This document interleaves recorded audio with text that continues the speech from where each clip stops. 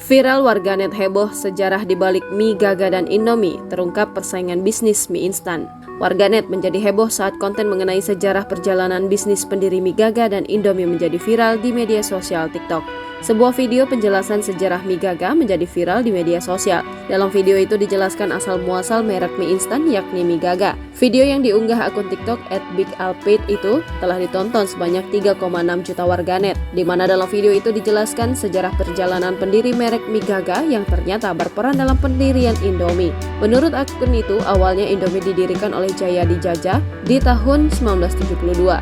Usahanya yang berkembang dilirik oleh pengusaha lain yakni Sudono Salim untuk berinvestasi.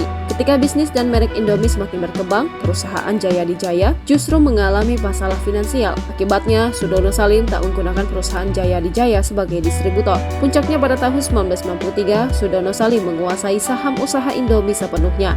Akibatnya, sang pendiri yakni Jayadi Jaya justru terdepak dari usaha yang ia rintis. Perjalanannya di tahun 1993, Jayadi Jaja mendirikan usaha mie instan baru dengan merek mie Gaga, di mana sampai saat ini mie Gaga masih berada di pasaran mie instan. Warganet pun heboh dengan video tersebut. Pasalnya tidak banyak warganet yang mengetahui sejarah di balik mie Gaga maupun Indomie. Beberapa warganet tertarik untuk mencoba mie Gaga. Adapun warganet lainnya mengakui bahwa cita rasa mie Gaga tak kalah enak.